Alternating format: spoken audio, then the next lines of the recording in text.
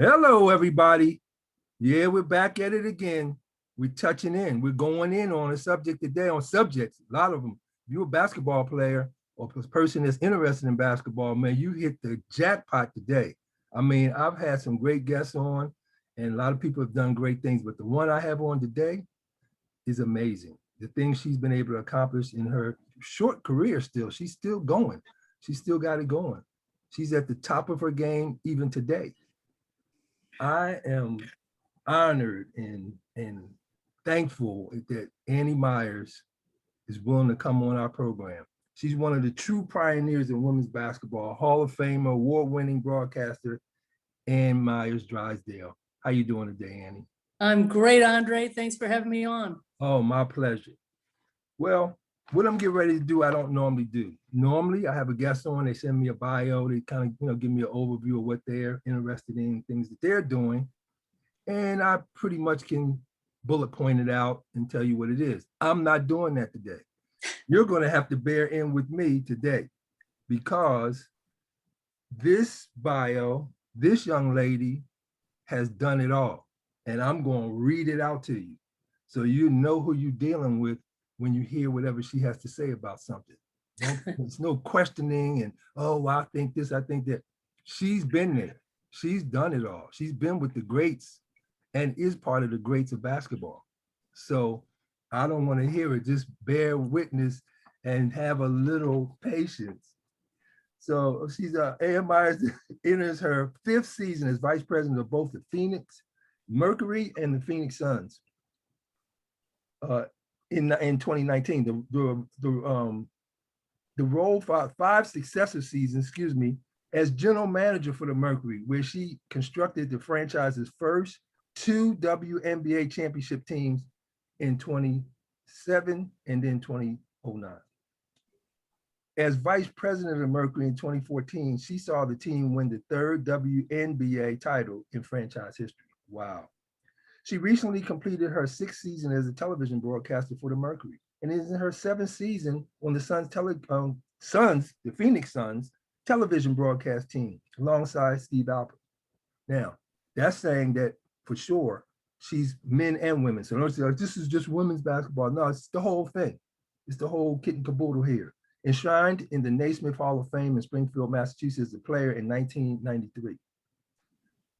Meyers Drysdale's basketball resume enters its 5th decade, where she documented in her autobiography, You Let Some Girls Beat You. Got to check that out. Released in conjunction with the 40th anniversary of Title 9 in the summer of 2012. I got to talk about that too. I got a little story on that Title 9. Meyers Drysdale storied basketball life began when she became the first ever. Now, I want you to remember how many times I say first ever. First ever high school player to make a United States national team in 1974. And later was the first woman to receive a full athletic scholarship. What did I say? First woman to receive a full athletic scholarship from UCLA. Wow. I got to talk about that too. The UCLA, her scholarship, and not the scholarship, but her being the UCLA at the same time I was. The UCLA basketball legend was a 4-time Kodak, 4-time. How many? 4 times. 4-time All-American, the first male or female to achieve that honor. Upon graduation, she had 12 of 13 school records. Man, she didn't leave nothing for anybody. And had the Bruins, and led the Bruins to a national championship in 1978. She got a chip. Meyers Drysdale became the first female to be named in the school's Athletic Hall of Fame and had her jersey number 15 retired, of course. In addition to her basketball accomplishments, Meyers Drysdale competed in volleyball and won a national championship title in track in 1975. Get out of here. You got to be kidding me.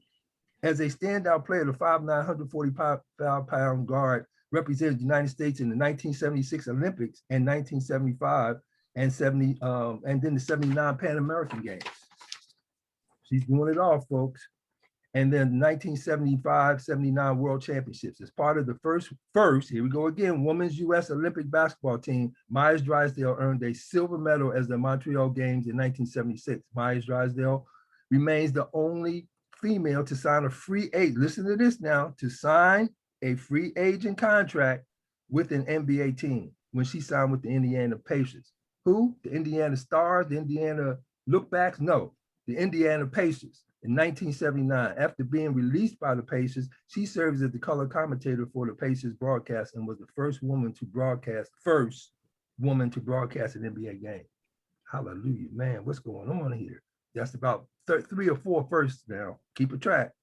In 1978, she became the first player drafted in the women's, I already read that. No, basketball league, WBL. All right, excuse me, resumed her playing career with the New Jersey Gems, where she was named MVP after leading the league in steals and averaging 22.2 points. She also took home the title, another championship, another chip, as one of only 2 women to win the ABC Sports Superstars competition 3 years in a row from 1981 to 1983, and was the only woman, another one first, to participate in the men's competition. Woo-wee. Speaking of that, participating in the men's competition, we're gonna get back to that part, some of that. Meyers Drysdale has established herself as an expert analyst on ESPN, NBC, ABC, Fox Sports, and CBS, and has done commentary for men's and women's basketball, softball, tennis, volleyball, baseball since 1979. Her illustrious broadcasting resume includes the 1984, 2000, 2004, 2008, 2012, 2016 Summer Games. Man, you talking about legacy and history. She also had a stint as a broadcaster for the 1988-89 Loyola Marymount men's basketball team, coached by former Mercury head coach Paul Westhead. That was Hank Gathers and them boys over there, featuring current Mercury general manager and head coach Corey Gaines, a guard on the team. I coached Corey Gaines at UCLA before he transferred over there. Unfortunately, left us to go to Loyola, but he did well, and he's doing well for himself now. He's the general manager. I'm very proud of him. Corey's, was a great lightning quick guard, man. Anyway, in June of 2014, Meyers Drysdale was awarded the Dick Enberg. Do you know who Dick Enberg is? I mean, this is the top of the line here. Award by the College Sports Information Directors of America. The Dick Enberg Award, named for the world-renowned, legendary Hall of Fame broadcaster, is presented annually to a person whose actions and commitment have furthered the meaning and reach of the academic All-American team. Stay with me, stay with me. Program under the student athletes, it's a program or the student athletes while promoting the values of education and academics. The U.S. Basketball Writers Association renamed its Women's National Player of the Year, the Ann Meyers Drysdale National Player of the Year Award in 2012 to honor her impact in the sport, which you're getting a breath of it now.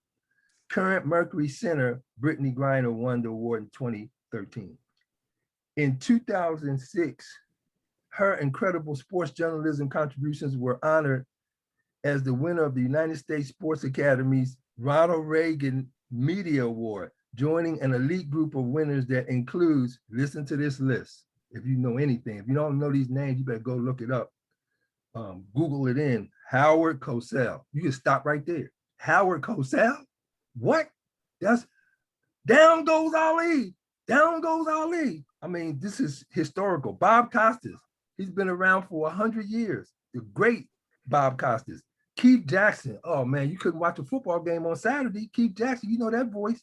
And then Frank DeFord, he worked much with Brian Gumbel and all those people doing the stuff that they do on their program. And then Rupert Murdoch, the owner and chairman of the board for Fox.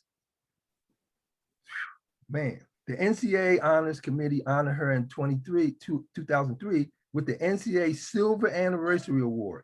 This is an award, the Silver Anniversary Award, recognizes former student athletes who have distinguished themselves since completing their college athletics careers 25 years ago.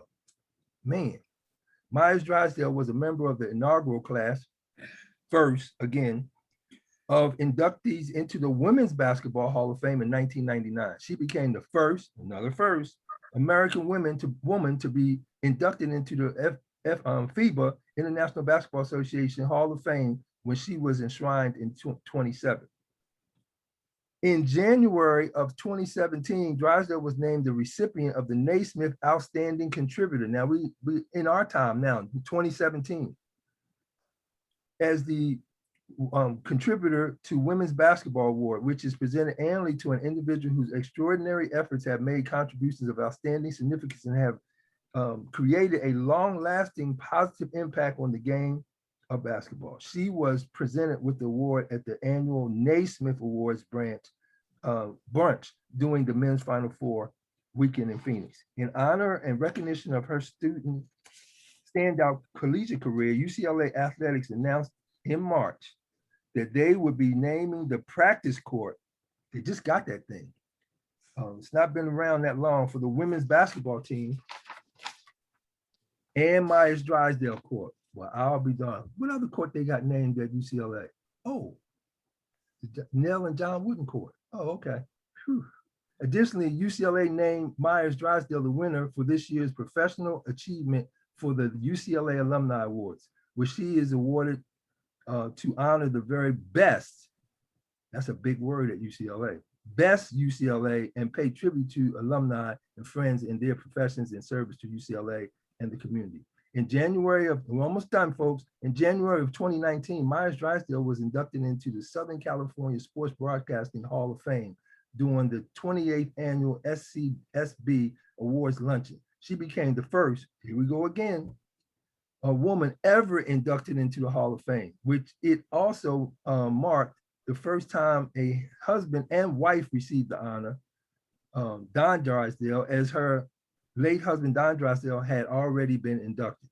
Meyers Drysdale has 5 sisters and 5 brothers, including brother Dave Meyers, who we'll get to later, who played college basketball at UCLA under legendary coach John Wooden and won 2 NCAA championships with teammate Bill Walton, and Andre McCarter, one of those 2, was with him also.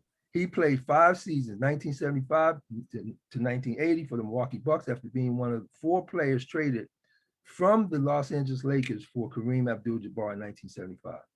And the final thing to close it out, in 1986, Annie married former Los Angeles Dodgers Hall of Fame pitcher Don Drysdale and took the name ANN Meyers Drysdale. It was the first time that a marriage couple was members of their respective sports Hall of Fame. The Southern California native and Drysdale, who passed away in 1993, had 3 children together, sons Don Jr., DJ, Darren, and daughter Drew, who seems very athletic as well and is doing a lot of great things. I'm sure the other kids are doing great things too. So now here we are, a couple things. Let's go back, because we took the people on a circus all the way around, but it was a great circus. We had fun. We heard all kinds of things. You're amazing. Just get that out of the way. Just a great accomplishment. I know it makes you feel uncomfortable. I know how you are as a person. And I know, the way Coach Wooden has taught us to, just kind of push those things to the side, but I was going to hit you up anyway, because the people need to know, man. Sometimes you have all that stuff people don't know. They just skim over stuff. Don't skim over this. Give her just due and recognize who's talking to you. So I want to first, excuse me, I want to first go back to Annie and I's relationship, how, we kind of got to know each other. So at UCLA in the off season, if you're hanging around, which I did, and you're playing basketball in the gym, guys get together, and some of the UCLA guys, other guys that are gym rats, that guys that can play, man. They come out there, and of course this is UCLA, so you get to play against some UCLA guys. So I knew Dave had a little sister, and I said, man, your little sister, I saw her playing, with some guys, now you got to remember where I come from. It ain't just me. I'm just saying where women's sports was at the time. Girls, I never played against a girl, hard head up, like, hey, they out here, we get ready to do it up. I never had that. I never had that experience. So I'm saying, okay. So then one day we down there and get ready to run it up, picking sides, whatever is going on. And I'm sorry. When I saw Annie, I asked Dave, I said, man, your sister out there playing with the boys, man, she must be. She said, man, little Annie can handle herself, man. My little sister, she probably tougher than me, like that. I said, well, really? She looked like she was doing a little work out there. So I said, but if she come out here on the court with me, and the way I think, because see, if my mama come out here, she gonna get it, I'm gonna wax her up. She shouldn't have came between those lines. That's the way I look at basketball. That's the way I went at it. So if she come out here I'm playing. You know, that's the one Annie if she want to come out here. So anyway, here she comes one day. So I said, this girl, she gonna come out here. So, you know, now you gotta remember at this time too, guys weren't too particular about a woman busting them up. You know, and in those days, she was a girl, you know, still young. She was a, you know, young girl. You don't want no girl busting you up. Well, we let Annie play, and then the rest is all that stuff you read there in the bio. You know, she held her own because Dave said, "Oh, she can hold her own, man. Don't worry about Annie. She just go ahead and do what you got to do." I mean, you know, she hitting jumpers, she making moves, she getting by herself, she diving for balls, bumping into dudes, going for rebound. I'm like, man, I better play out here before she whacks me up, you know. So that's my first experience with her, and you know, my respect was right there, lifelong, right there. Like this girl, she's a baller. That's what we call them now. She can play basketball, and that's you know, my experience there. But I want to take you on a little journey, Annie. So I had an aunt that just passed away 2 years ago now. She died at 91, right? My Aunt Blanche. So for a long time, either I wasn't listening. You know how when you're young and I'm in high school, I went to Overbrook High School. I used to catch 4 buses to get to school every day because I lived in South Philadelphia, but I wanted to go to Overbrook because of, you know, Wilt Chamberlain, Wall Hazard. My coach, Paul Ward, was the legendary coach that had coached Wall Hazard, Wally Jones, and all them guys in high school won a championship and all this stuff. So they just attracted me. So but I had to sacrifice to get up 4:30 in the morning, you know, I used to catch a bus, a trolley, a L, and then a bus again. And then I took one route on this one bus where people got on, off, all the way around the city of Philadelphia so I could sleep and do homework or whatever I needed to do to get home. And then I had one more bus to catch after that. But I did it. Story, you know, long story, but make it short. So my aunt might have said something about it. You know how you listen to an aunt, you look at her, she's small, and you know, she just didn't look at that time. You know, she was older, you know, much older and everything. She said, you know, I played basketball. I said, yeah, I'm playing, you know, whatever. I thought I must have pushed it to the side. Years later, you know, we talked a lot near her latter years. I would call her a lot, you know, just pray with her and talk with her. And she started telling me about, I said, now, Blanche, didn't you say you played? She said, yeah, I went to Overbrook. I was like, yeah, did you? So anyway, make a long story short, I wrote an article about her. Man, I couldn't believe it. She was something else. And she, back in like the 30s and the 40s, she played the Philadelphia Tribune as an African-American paper in Philadelphia that's still there today. And they had a team of women.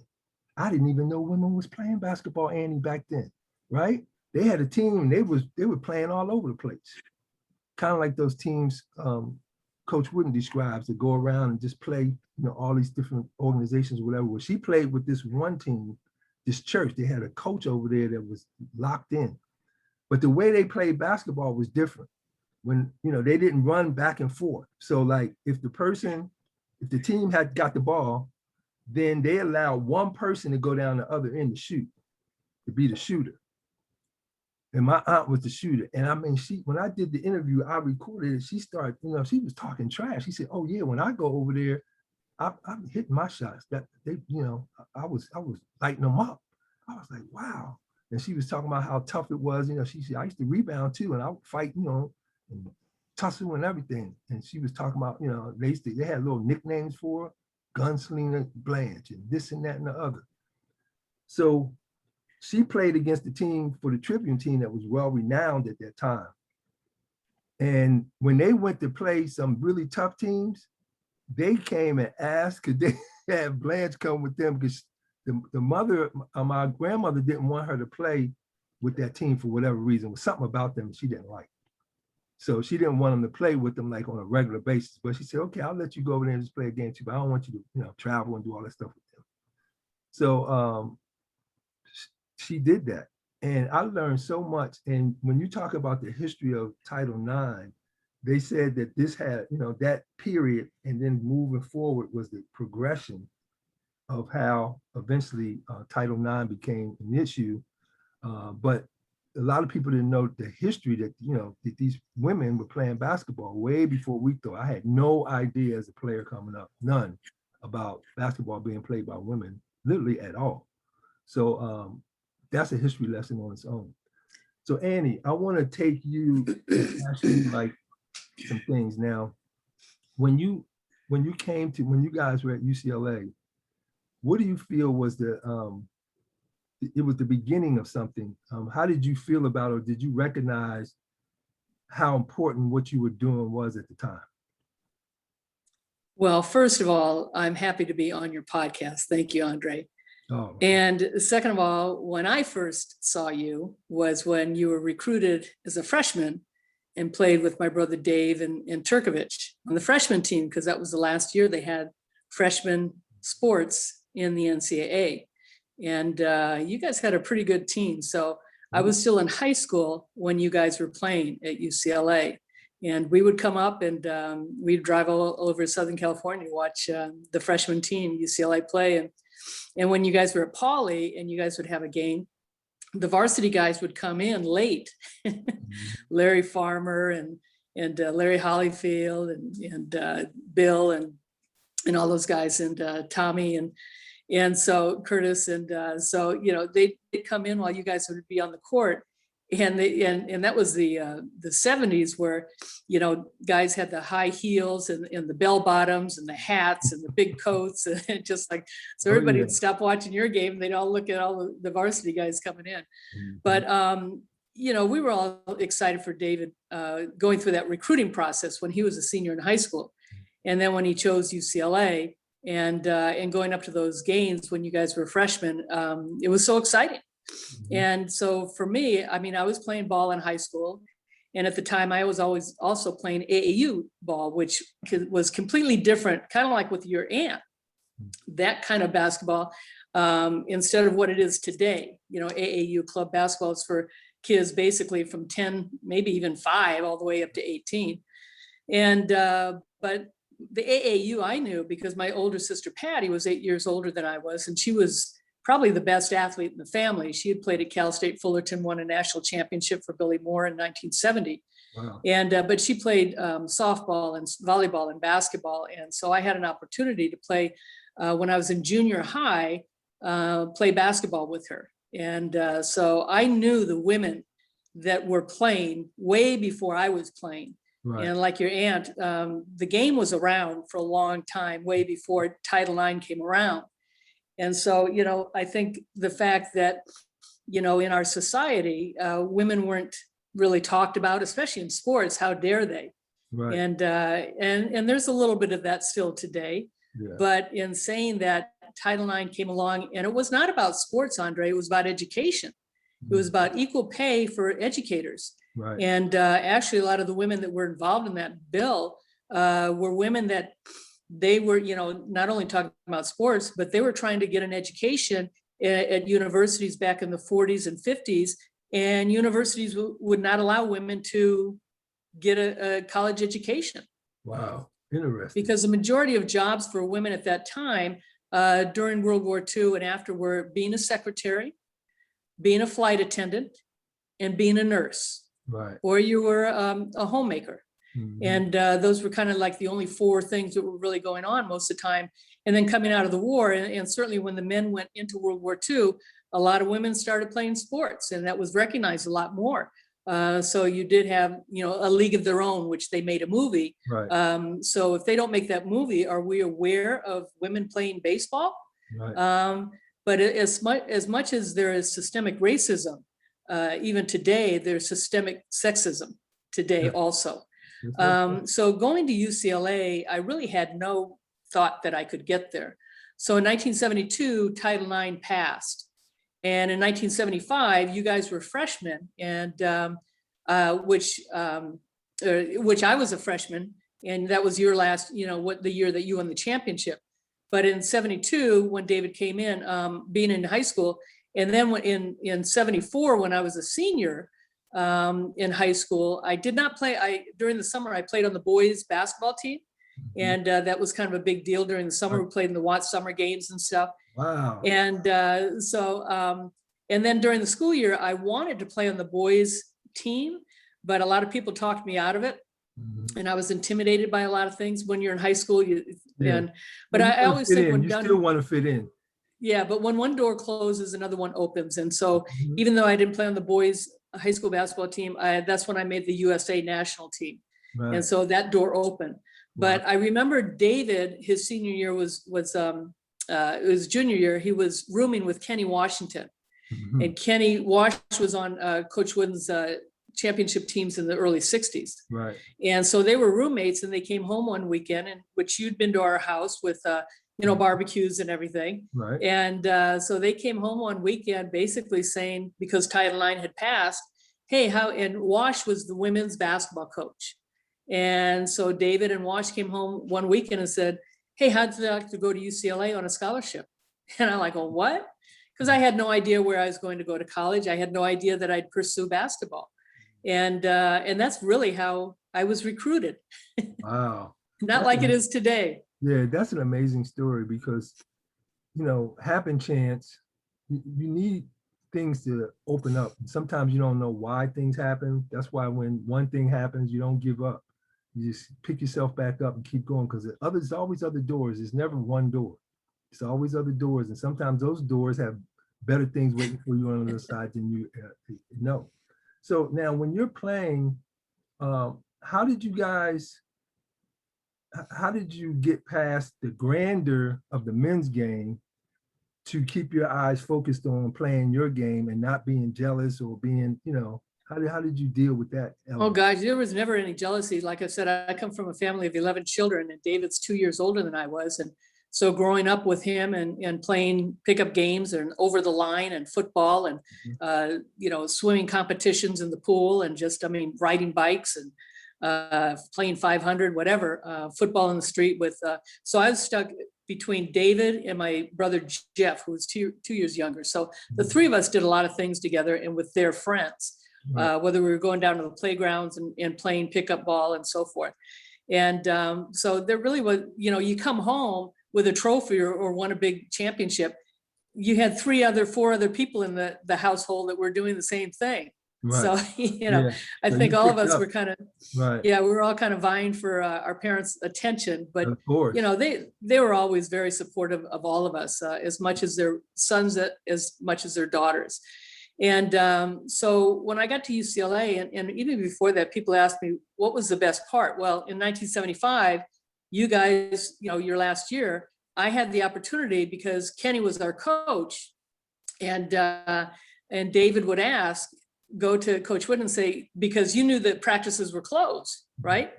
And but I could always come in there because our practices were on the JV court right next to you guys, but they didn't start till like a half hour later. Right. But I'd come in and you guys practices were at 3. Yep. Were they? Yeah. And but I always remember you getting there early. You were always working on your ball handling. Mm-hmm. You got there a half hour early, and you always were, so focused and committed to bettering your game. But Coach Wood and I call him Papa. So I remember Papa's drills, same thing every day. And you guys were on a time schedule, and you got out of there in 2 hours and got everything accomplished. Yeah. And you were the best conditioned team in the country. Right. No question. But to sit there and watch and to be able to understand what you guys were doing. And then we would go to practice, and Kenny was tough. I mean, we did the same drills that you guys did. And believe me, I was, coming in as a freshman, and I was pretty shy and quiet, but boy, he was on me. I was talented, I was skilled, but emotionally and mentally, I still had a lot to learn. And, but he really helped me through that. I mean, he got on me a lot, where he made it really difficult for me. Mm-hmm. But we had really good players on that team. And we weren't in the Pac-8, but we were on a team that had Northridge, SC, us, Fullerton, Long Beach State. I think there were 6, and San Diego State. It was just the 6 of us. Yeah, that was our conference. Yeah. And so all 3 years we got knocked out by my freshman, sophomore, and junior year. We got knocked out by Cal State Fullerton, mm-hmm. which is where Billy Moore was, and which is where my sister won a championship. And I only had Kenny my freshman year, and then Ellen Mosier came in my sophomore and junior year. And then she left, and then Billy Moore came to UCLA, and we won the championship in '78. But in Wow. between that, my sophomore year, we had the '76 Olympics. So I was on that team during at UCLA. And my freshman year, I ran track. Track was my first love. That was my first dream, to go to the Olympics and be a track athlete. Wilma Rudolph was one of my idols, and Althea Gibson. And you talk about, Good one. women that back in the 40s and 50s. Althea Gibson was an unbelievable athlete Incredible. and tennis player, and first African-American on the tennis circuit and in the LPGA. And she was just remarkable. But to see those women in the Olympics and being at UCLA, Andre, to be exposed to so many great athletes, knowing about a Jackie Robinson, but knowing Rayford Johnson, that's how I got involved with Special Olympics as a freshman at UCLA with Rayford Johnson, and was a dear friend until, we just lost him recently.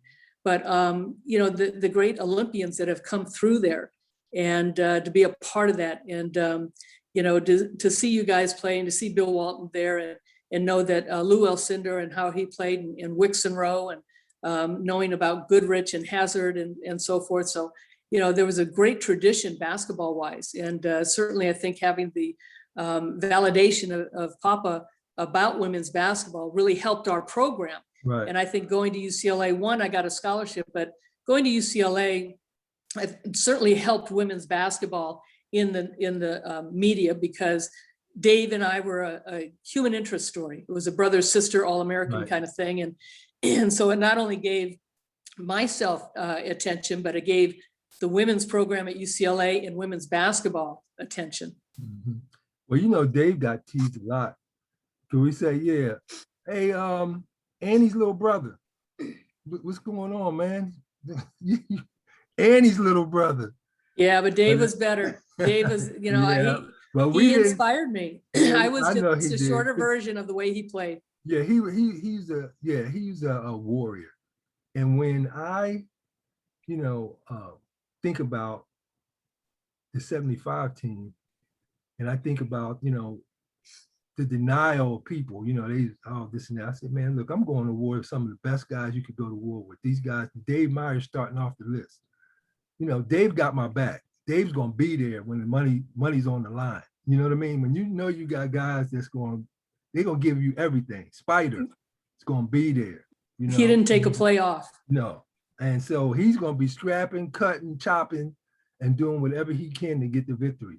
And you just build upon that, and I'm that way. I want to do everything that's the only reason why I came to UCLA. I could have went anywhere. I know you could have. So, but I wanted to come there for the challenge. I wanted to win. That's what I'm here for. So this was important for us to win that last championship.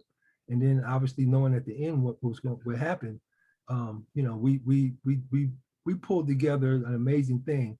And Dave was funny because he would never, like they said, well, who's the leader of the team? Was it Dave Meyers? Well, Dave wasn't the leader that way. The way Dave was the leader, not because he talking, see, I was the one running my mouth, knocking on people's doors. Hey man, you ready to play? And all this kind of stuff. But Dave was the leader because he was ready to do whatever. You just turn it, like that Ever Ready Bunny, you just turn that thing and then he's going. It's not even going to be, you have to, hey Dave, you ready? I don't even knock on Dave's door. His door, I'll just walk over to Dave. All right, go to the next one. Are you ready? Guys ready, man? Because Dave was ready to go. And, we had an experience, all of us, because Craig Implement, who is, in the Wooden Family Free Marriage, had a camp. And that actually, Annie, was the time I really got to spend the most time with Dave Meyers. Life takes you different directions. People go on, Dave's playing, I'm doing what I'm doing. And, once we left UCLA, but when we got to that camp, we had time to talk, and man, we closed a lot of gaps about our careers, about us as people, about how we believed, the whole thing. When me and Dave used to get at it, we have religious battle talks, we'd have, touch glove talks about, how important it is to, work on your fingertip touch and all this stuff here, and then just talk about life. And that was a great time. Coach Wooden used to come, and was a part of things. You would come. all kind of people would come and, show up at the camp. So it was a great time. And I, I miss Dave, I mean, I look who I'm talking to, but, I miss Dave, he was really something. I was glad in that they did the 1975 team, and Yeah. got to see Dave, and, we all hugged, and everybody, got to see each other. Yeah, we were grateful that he was able to go to that because Yeah. his health was really deteriorating at that Right. time. Yeah. And so he had to really work up and rest to gain his Right. strength to come. But, it was a magical night for all you guys. Right. And I always thought, I always knew that had whatever the reasons why Dave didn't play 5 years because Dave couldn't play. Dave played 5 years for choices, injuries, different things of that nature. But had he played a full out career, I know for sure that had he gotten, as teams matriculate and try to win championships, whatever, Dave Meyers was a piece you needed to have. So and Marcus was on that team with Milwaukee. Yes. And every time I see Marcus, I see Sid Moncrief, or I see Bob Lanier, they have all told me if David had stayed another year, the Bucks would have won the NBA title. Yeah, there's no question. They had a great team. Yeah, they had everything you need. They had the guards, they had the forwards, they had the center, and they had a team. But David was that glue. David did the little things. Oh yeah, it's the little things that make the big things happen. But anyway, moving forward with you. So as you go through your basketball career, how did you know that announcing and these type of things was a way to go? How did that happen? Well, we always talk about having goals, and my life has been, in the sense of the door has always opened up for me. And no way would I ever thought of broadcasting. And because you were shy and who Annie's in there? She's not going to say anything. I know. Still don't like to talk. But in saying that, I had to take 2 extra quarters to graduate. But jazz, you could take 3 years. Obviously, everybody wanted to go to Professor Tanner's class. Yeah. And but Laura Mishima, who was a cheerleader, and I was a sociology major, and so I was taking a sociology class or a history class that I needed. And she said, "Oh, no, you have to come to this class, and it's a sports broadcasting class." I said, "I am not going to any broadcasting class." And this is even in my senior year. I just didn't want to have anything to do with talking. And she got me to come to listen and realized that Keith Erickson had gone to the class, and a few other guys from Papa's teams. But this Professor Art Friedman really changed my life. And I was able to take the class 3 times because we're on the quarter system. And he was really encouraging and real positive. Had no idea that I would get into this kind of profession, had no idea what I was going to do afterwards, even though I was a #1 draft in the WBL. I had hoped to go to the 1980 Olympics and compete in another Olympics. And but there was Mark Harmon, who played football at UCLA. Yes. His dad, Tom Harmon, who was a Heisman Trophy winner for Michigan, and also was in the Los Angeles area doing broadcasting for the Raiders. And so I can't recall how we met or whatever, but Tom was very encouraging about me getting into broadcasting because there were not a lot of women. The women that I remember were Phyllis George and Jane Kennedy. That did football on, I think it was NBC or CBS. They were pioneers. And so a lot of people, complained about that. They don't know anything about football, this and that, but like anything, it doesn't matter what your gender or your age or your race, or your nationality, that if you're involved with something for a long time, you do the homework, you're immersed in it, and you understand what needs to be done. And so Tom was kind of, in my corner, and then meeting Art Friedman, and then Bob Starr, who was producing not only Raider games, but UCLA games. And so my last year at UCLA, which was a 5th year, he asked me to broadcast a couple of the men's UCLA basketball games with Ross Porter. And so that was kind of the stepping stones of getting where I was going. And again, I had no idea that I would do it. Right. But then when the Pacer opportunity came around, Within the contract, we said if we didn't make it as a player, we would put broadcasting in there. So again, another stepping stone. And so I was broadcasting Indiana Pacer games. But then I left the Pacers to go play in the WBL. But then I met Don at the Superstars, and he encouraged me to go to broadcasting school. And I went to the Don Martin School of Broadcasting, and then I hustled for jobs. ESPN was just starting. And I got a job at KGMB over in Hawaii, doing men's basketball over there. And from there, things just started happening. I started working for ESPN. And then, as a matter of fact, 2 years, I did men's UCLA basketball on radio with Paul Olden. And I've been trying to, get back to UCLA, but they've pretty immersed with the guys that they have. Right. So, I've done CBS with the Division II finals for men. I've done the first and second round of the men's tournament of the NCAA tournament. Certainly I've done NBC with doing NBA games, and I've done ESPN and Fox, and worked in Chicago. And so I've kind of paid my dues, and very fortunate to be working for the Phoenix Suns and the Mercury and calling their games now. Well, let me shout out to UCLA. Annie Meyers is qualified. That's for darn sure. She has all you need. But here's the bottom line. If you do happen to decide to want to bring Annie Meyers back to UCLA, which wouldn't be too bad of an idea, you have to pay the lady. You're going to have to pay her, because you should have got her for cheaper when she was trying to get in. Now you're coming for her. Just get the checkbook ready. But anyway, and I hope that comes to pass. It'd be a good thing for both parties. I wanted to talk about the game as we go along. So now the women's game, we had talked some years ago now about, because I was talking to you about touch glove. I'm always talking about touch glove. I remember, yeah. I believe this 20 years now, my patent, touch glove is a patented product. And I just believe that it's difficult because it is doing something that's almost sounds impossible, because everybody in sports generally is born with what they have. So get your picture back. Yeah, so they're born with what they have. So you just figure basketball existed without touch gloves before. So the point the touch glove brings is that here's something that's saying, here's someone in a product that's saying it can add on to your touch. Well, wait a minute. What are you saying? You're saying that your gloves can make a person that shoots 69% from the free throw line get up to 80 or better, whatever they push for, because of what the gloves do. And that's what's happening. So as the game progresses, the touch has become the main thing. So when we were talking about sports at the time, you felt in women's sports, they definitely need to be even better shooting.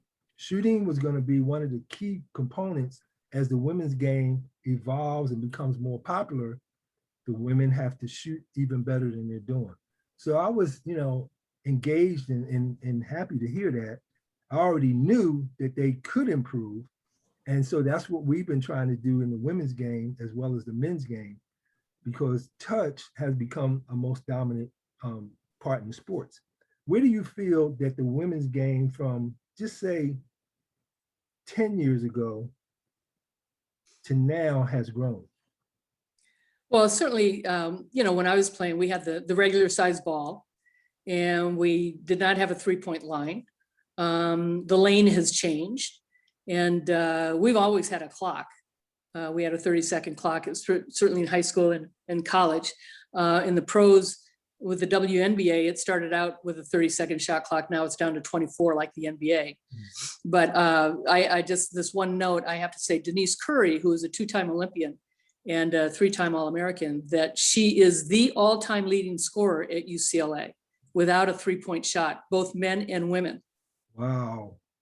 And you would like to think that was, you think Don, they say Don McClain, but Don is not it. But that's right. When they had the 3-point shot for he and Reggie Miller.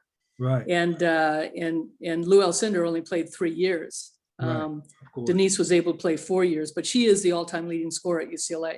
Wow. And so certainly having the regular size ball is completely different than what the women play with today. And then the 3-point shot obviously has changed things.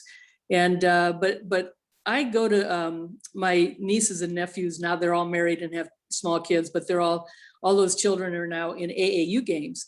And so I'll go watch them play. And I think what I see both on the girls' side and the boys' side, you know, the ball handling that you did, those kids are doing that at 10 years old. Right. The between the legs, behind the back, and which we didn't see, certainly at UCLA. Papa wouldn't let you do that, even though you practiced it.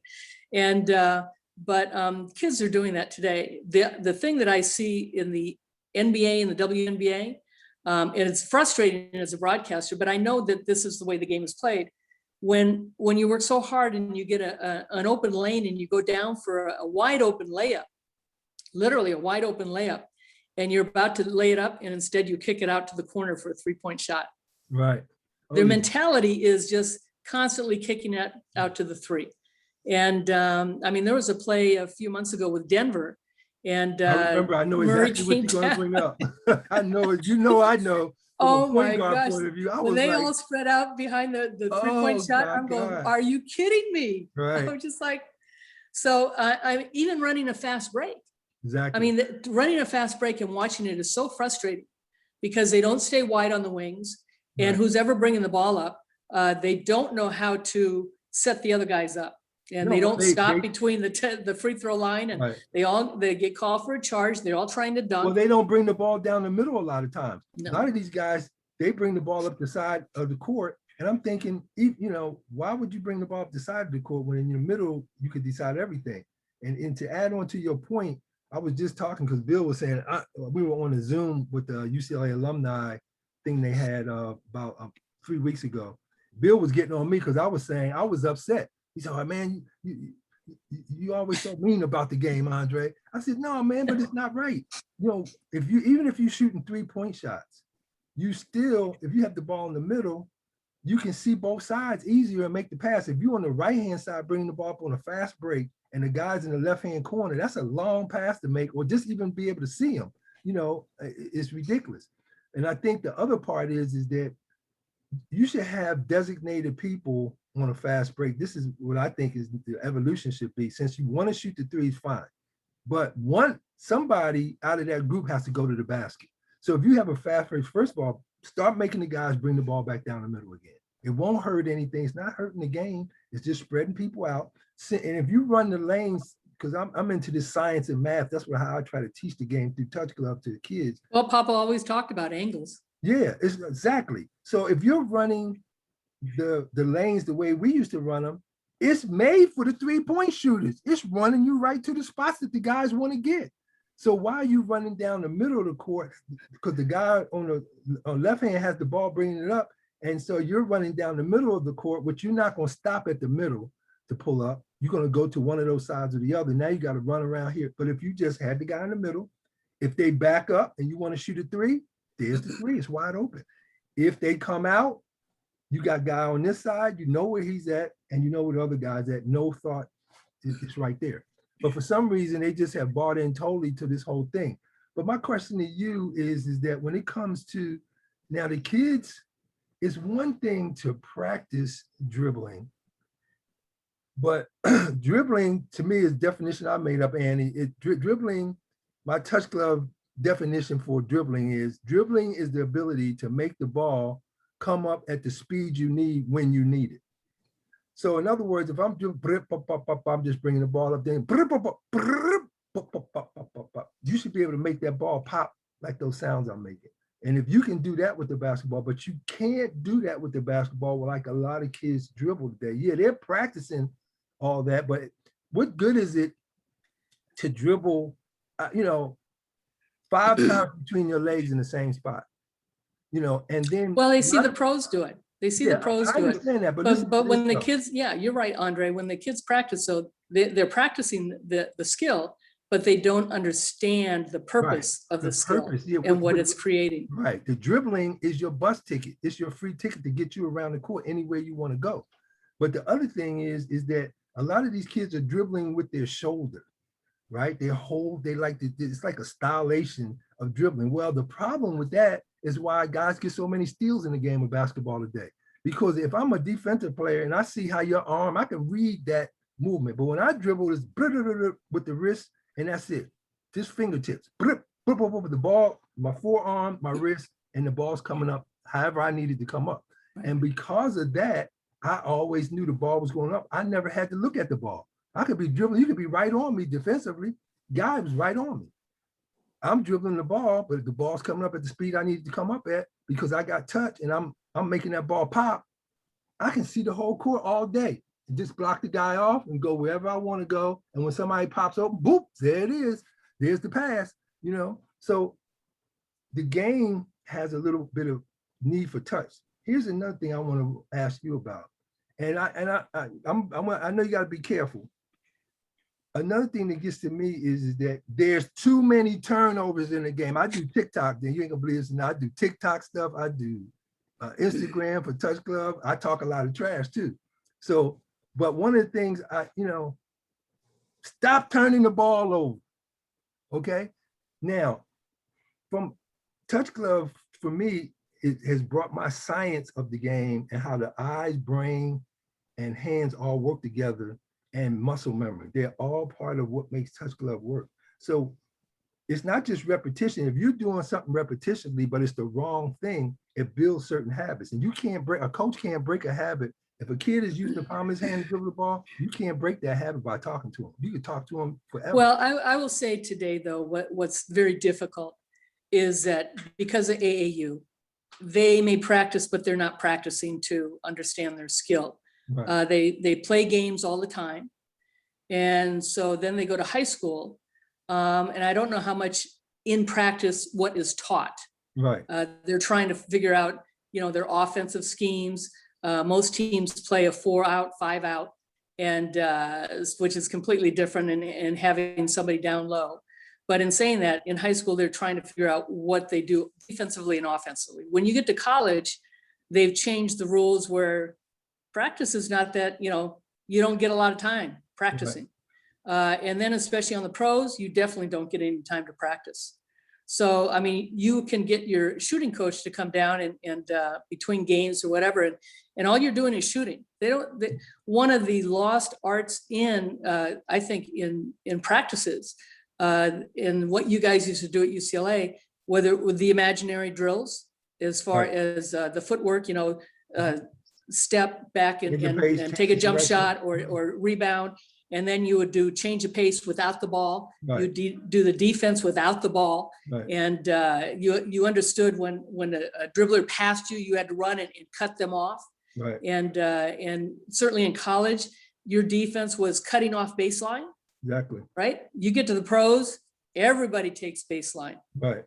So, trusting your team. So the practices in practicing passes, also in practice, you guys, like your rebound drill, right? You toss it up, you get the rebound, you throw it out to the person receiving the ball, and then they throw it to the top of the key, right? Or at half court. And so you've got the players passing the ball, rebounding the ball, and tossing the ball up. And so, everything was a step away and come back to set up the defense. Yep. So that was ingrained in you. And now in the pros especially, and I think they have it a lot in college too, is you have coaches passing you the ball. You have coaches making a fake, screen. Right. But in your day, the players did everything. Right. And so I don't think a player, the main thing is how you score. You did defensive drills. Your legs were in shape and what you had to do defensively. I don't see a whole lot of, defensive, just that breakdown of what they have to do on the pro level. But, it's about running the plays. And then when you get into practice, you're preparing for the next game. And so you got a defensive scheme because of your matchups. Yeah. And I know for the Phoenix Suns, they're sitting and waiting, and who are they going to play tonight? I mean, they're going to play the Lakers, right, or they're going to play Golden State. And so they've got to watch film. You guys didn't watch film like they watch film today. Not at all. And you knew defensively, if some guy did a step back on you, you knew right, the second or third time it ain't happening again because you right, know what to do. Yeah. But I sit and watch the players. They're sitting on their iPads with the coach, breaking down different situations all the time. They're watching right, film. Yeah. Well, watching film is good. I mean, you can see, but until you get out there and physically execute it, which is the key component that a coach wouldn't, or any great coach wants, is the key factor. It's one thing to know all this knowledge, but the players to Execute. those things, and there's fundamentals tied to them. So And what then I'm have saying, trust. Have yeah, trust with you your have to have teammates. trust. But I'm telling you, like before, I was going about 2018, I was going to a lot of games for Touch Club with coaches, but I would go and kids that I work with, or all kinds of stuff. And I would be going to these freshmen. I sit up there because I'm watching touch. I'm seeing where the touch weaknesses are in players. So I watched the freshmen, JV teams, and I mean they're just throwing the ball away at nauseum. So then you go and you say, okay, that's freshman, JV. Then you go to varsity game. It's kind of the same thing. A little better talent, a little better skill, but I'm seeing, why would you throw a pass there? Why did you, why was you dribbling like that? Or why did you go 3 times between your legs and then the third, fourth time the ball hit your leg and the other dude steals it? Then they go off of a break. Why did you even do that move? You didn't go anywhere. So, but then this last year, I said, I've been watching these pros, man. I said, man, they starting to get on my nerves with the turnovers. And I started saying, but where is touch play into this? So what I'm looking at is that, Annie, when I played, if you threw me a pass anywhere, if my hand touched the ball, I got it. So I never was a person to dive on the floor. I probably might not make a team. If a coach was into like Dick Harder, at Oregon and these type of people where they want you diving on, I probably wouldn't have been able to play for them because I didn't like the fall because I had such great balance. But if a loose ball was there, if I get one finger on that, that's how valuable touch is the point I'll be trying to make to people, is that if the ball was bouncing on the ground, if I get one finger on that ball is mine. I got control of the ball. And then I can do whatever I can do out of it. And then if somebody threw me a pass, I'm going to catch the ball every time. I can't even remember when I dropped the pass. So touch is very important. And that's partly, obviously I was gifted with great hands, but I also worked on that and it became a habit to catch the ball with my fingertips. A lot of these guys, because they don't have any way to break certain habits, they let the ball is hitting the wrong parts of their hand because these are multi-million-dollar players. He threw you a fast break, or the guy's on a fast break, and you threw the ball 5 feet over his head on the break. I mean, I see passes where I'm like, what the, you got to be able to make that pass. You make how many, $30 million a year or whatever it is, I mean, so I think that the game, to me, touch is the most dominant force positively and negatively in the game. Because if you don't have the shooting touch that these teams want you to have, the way they're playing basketball, the way we're describing the game that they're playing, you got to have touch to do it. You got to have touch for big men now that are expected to dribble the ball, shoot the ball from 3, have a serve. That's why Jokic is the best center to me in the league because of touch. If he didn't have that touch and he was just that big and didn't have that golden touch that he has, he wouldn't be no Jokic like we know him. But his touch is so golden. And so to me, the athleticism can be circumvented somewhat if you have great touch. Steve Nash is an example of that. You ever seen him dunk? I don't think I've ever seen Steve Nash dunk. 2-time MVP when LeBron James and these other people are in the league. Jamal Wilkes. Jamal Wilkes. I don't think I've seen Jamal dunk. He probably has once or twice, but his touch is golden, And so touch in today's game, you need it. So what I tell the kids, I say, touch clubs cost $45, right, Andy? So I made up this thing where like, would you pay $45 to make a team? Kid think. I said, what are you thinking about? Oh, yeah. Would you make $45? Did you start on your team? No, I don't start. Would you pay $45 to start on your team? And what would happen to your life if you went from 28% from the three-point line to 40% from the three-point line? I said, well, I used to recruit. So if I come to a game and I'm saying, okay, I'm going to look at Annie Meyers over here. I'm looking. So I'm here for Annie Meyers.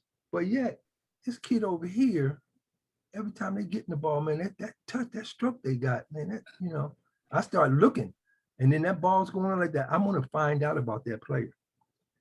What would your life be like if you are not going to be a starter, but the coach knows you can knock down a free throw, that you're like 90% from the free throw line? It's possible. You don't have to be a great athlete. You just got to have touch.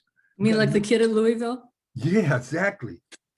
Yeah. He was what, 90 Yeah. something percent? Yeah. And missed his free throws he hit against the you one. guys. Thank God. Man. Yep. But it was supposed to be. It was a blessing for coach. That's what it ended up being. And all of us. But anyway, the game. So I know as a commentator, you do your job, but it's always fun to kind of release the things that you see in the game that's going. Now, the women's game, I tell you, here's another thing I want to go to, the NCAA this year. Oh man, you talking about having some fun, Annie. That women's NCAA, I was having the ball. I was stopping everything I was doing to watch those games. That kid from Arizona and some of the kids, some of these girls, the shooters. Oh man, I had so much fun watching that NCAA, especially in the Final Four was just the best. It was the best Final Four was the women's college basketball was number one. I mean, they had it going on. And then the coach from Arizona, she got the kid and she goes in the locker room and takes care of her family business. But there's a perfect example too. That's like, women have been doing that. Women have been having babies and have been coaching and have been pregnant and coaching. And so now they're getting recognition. Yeah, so it's the same thing. Brought it to light. It definitely right. But and social media certainly has changed. I think for a lot of young athletes, not just in basketball, everywhere though, because it's an entertainment. And we never heard the word brand. Right. That didn't exist. But kids today, it's about how they brand themselves. Exactly. And a lot of that starts with social media and how much attention they can get. Yeah, and I think that. So, the women's game to me has grown by leaps and bounds. And I think that the more skillful, even getting more skillful is going to enhance because they do have a little bit more fundamentals in their game still, which I'm always been happy about as evolution has been going on with the men and the women, that the women's game is still because athleticism hasn't soared to a point of, of nauseum. Then skill is still a valuable asset. And then the shooting touches seem to be improving, catching the ball around the basket and all those little things like that. Good interior passes are improving. Girls before would fumble the ball a little bit more when they would get it on a little contact or whatever. That's cutting down. So I see the game, and like I said, it takes a lot for me. Like I watch games, I've given in to today's game because of touch glove, and I say, okay, this is the way they play. You can't stay angry with it. Join in. This is how they play the game, and so I look at the game from that point of view. I don't try to equate the two anymore because it's totally different. In the game, I knew if I'm coming down and the other team is up, we're up by 10, and the other team needs to, try to catch up with us. And it could be 20. Today's, you can just say 20, 25 points. Teams come back from 25 points. See, in my day, you're not coming back from 25 points. Why? Because the way I'm going to slow the game down, one. Number two, I'm not going to be taking no crazy shots. I'm going to get the ball to the person because I know all the mismatches on the court. Any mismatch that happens on the court, I know what they are. So I'm going to slow the game down. I'm going to get the ball to the people they can't stop until they stop them. I'm going to milk them until they stop. I'm not going to, but in today's game, they feel that these analytics say that if you just keep coming down and jacket, you can come back. And these other teams let them do it, and they just go back and forth. And you're going to eventually, live with the jumper, die with the jumper stills. There's some bad basketball out there. Yeah, and so you let the team come back. I know, Greg Foster was with Indiana, right? I sent him a text after the game the other day. I said, man, you know how excited I am for you that you guys were winning by 30 points. I was sitting up here, I said, boy, because I said, I wrote the text about you guys smashing them, Charlotte, before the game was over. But I was afraid to send that text, Annie, because I was like, I ain't gonna send this to Greg. And then they end up letting these dudes come back because you don't know. You could be, these teams are 25 points down, you let the team come back. No strategy.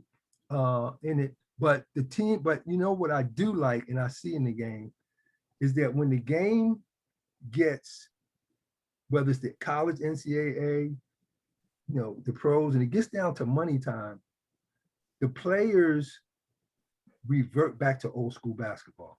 It's just the nature of the way it is because they get the video, they watch the videos, they narrow it down. So, okay, we play Annie during the regular season, she had 30, whatever, boom. But now we're gonna really watch her. What is her idiosyncrasies? What is the team actually looking to do? And they kind of narrow that stuff down that forces the game to kind of say, okay, well, slow that up, make her do something different here, do this and that and other. And so, well, and that's what's so great is that, yeah, the game today that you can see every game. I mean, when you guys played, your game was tape delayed after the 11 o'clock, 10 o'clock news, after the right. 10 o'clock news. And so even in the NBA, I mean, a lot of those games in the early days, championship was tape delayed. Right. And now you can see any game because of ESPN and NBA TV and Right. TNT and so forth.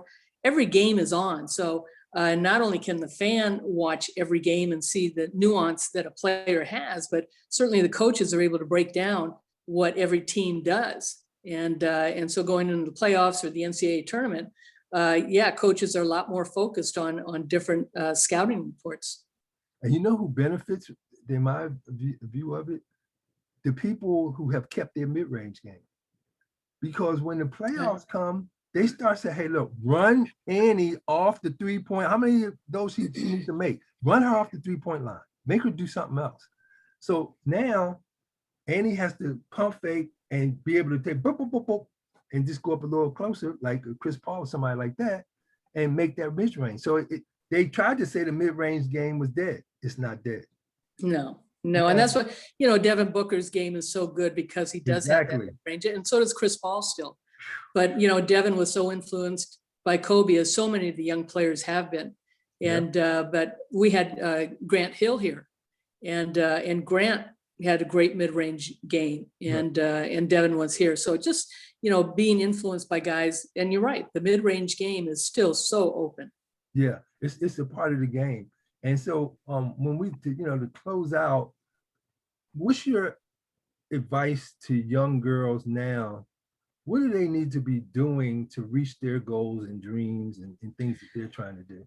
Well, whether it's sports or anything else, you've got to do what you love. You got to have the passion. Mm-hmm. And whatever that passion is, you have to have a work ethic. And because that's the only way you're going to get better. That's the only way you're going to get noticed. But you got to have fun in what you do. If you have the passion and you enjoy what you're doing, work is not work. Getting better is not that difficult. It's not a sacrifice because you love what you're doing. And when you do that, you have fun. So, to me, it's about having your passion, having fun, and having a work ethic. And the final thing is that one of the things I'm excited about is announcers like yourself, how often you guys are saying touch now. Oh, what a great touch on that shot. Oh, gosh, man, that's a sweet touch. It's making kids, when I do social media, it's making kids be more aware. And, a couple of years ago, I used to have to explain, what touch is. And now they're getting a feel for it. Players like Jokic and people of that nature that have the great touch, to Kevin Durant, to Steph Curry, and all the stuff that they're doing.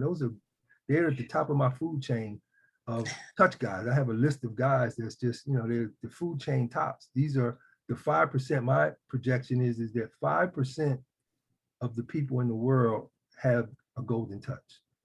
And then 95% don't. Now, out of that 95%, you got 1 million high school basketball players, all of the college basketball players, and others that are still in that 95%. Do they have talent? Yes, but they're not in that 5%. And all I'm saying for those out there, I'm selling a little bit, is that Touch Club can get you close or into that 5%. So if Touch Clubs can help Steph Curry get better, oh, you can't say that. I'm telling you, it can't. Anything that enhances what you already have. All you have to do is look at piano players, people, unfortunately, that are blind. What happens? Their touch gets better. So what does that tell you? Touch can get better, but you got to break the habit. And what Touch Club does is cut off all the bad habits that you have where that information is no longer going to the brain. That's why I have the US government gave me a patent. it's hard to convince the U.S. government to give you a patent. Try to get one. I'm one of 3 African-American sports professionals in the history of patents to get one. So because I was able to prove that touch can be developed through. You need to write a book on that. Yeah, it's a whole book on it. And I believe me, I got enough information on it. But I appreciate you coming on, Annie. This has been great fun, great knowledge for our listeners and viewers. And I wish you the best going forward. I hope, your dream of, possibly getting back to UCLA happens. But if it doesn't, just like we said, another door. They got other doors. Hey, UCLA, you hear that? They got other doors out there. You better open your door so you can come over here. Okay. But this has been a pleasure. I'm glad to hear about your mom. And, we love you over here. I want to say one more thing. I got one more thing I did forget. I want you to tell me, your feelings about your relationship with Coach Wooden before we leave, please. Oh goodness, it's hard sometimes. Sometimes I just it flows, and other times I get so emotional. But the fact that he took us, and when David was being recruited, Denny Crum and Gary Cunningham were coming to the gyms and they came to the house. And so when he got to UCLA, Papa had said something about, I got to see you play. And David said, well, I never saw you there and you didn't come to the house.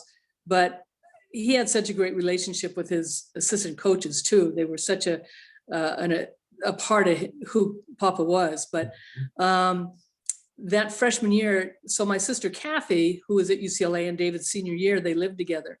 They were very close, and Kathy helped David. It was a great year, that 75 year. Mm-hmm. But I think too that Kathy was very close friends with Christy at the time, who's now married to Craig Implement, and was a granddaughter of Coach Wooden's. And but Coach really got to know a lot of the parents that came, Jamal's parents and Bill's parents and Larry Farmer's parents, and my dad would always be up at Poly Pavilion very early from work, and mom would bring us kids up there, and so my mom would go out at halftime, and Nellie would smoke at halftime of the games, and my mom would go out with her smoking. So the two of them became very close. And then when Nellie passed, Nan, Papa's daughter, became very close to my mom. And Kathy, my sister, is godmother to Coach Wooden's great grandson, Johnny Implement, who's coaching at Pepperdine, right. And also Kyle, their other son.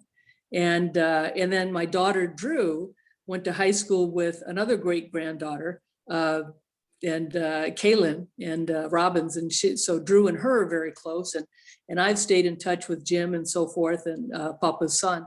But the fact that he invited me to watch those practices as a freshman, I would go into his office, which his door was always open, and go in and chat with him at times. If not, I'd go over and talk to Gary Cunningham. And they just developed a close relationship during those first couple of years, and then would go up and visit with him during the years that he retired, and would do his camps. And then when they had the wooden pyramid of the business model that they had, and I would go to those, which Jamal would be at, and Bill Walton would be at, or Johnny Implement was running those, and Craig was.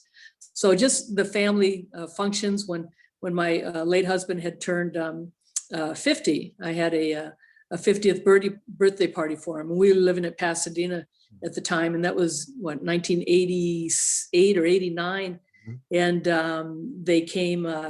Papa came to our home with the birthday party, and with a lot of other people, and just it was a family, and just going to his condo and sitting there for hours and hearing stories and watching TV with them, movies, which, Gary Cunningham would do that sometimes and come, and just Mike Warren and Kenny Washington, and just knowing all the players like you guys. And it just was very special. And I think, I've heard Dale Brown say that I was like another daughter to him almost. And, I can tell you.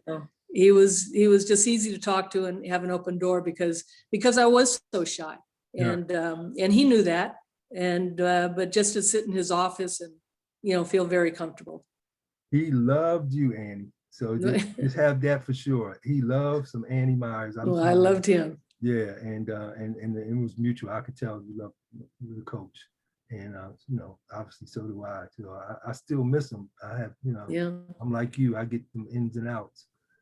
I read the Pyramid every day. Yeah, it's there. It's Read there. his quotes. We Failing need- to prepare hey. is preparing to fail. Yep, and you know Don't what? mistake achievement for, you know, Coach is getting- activity for achievement. Yep, coach is getting smarter and smarter every day that goes by when we look at our world that we're in. We need those principles that he stood for and highlighted. And he didn't talk about winning. Yeah, yeah. He was definitely a man, a Renaissance man when it comes to thought and the word. So I thank you, Annie. I love you. I had fun, you know, my experiences being around you. You know, I loved your brother, I loved your family. And we just, you know, it's a family affair. And I appreciate you coming on and taking the time and to come on and speak to me and all the people that are fortunate enough to hear this. And I just want to thank you again, and I appreciate it. I had fun. So Well, that's a blessing, Andre, and thank you for all you do. Appreciate it. All right. Have a great one. Bye.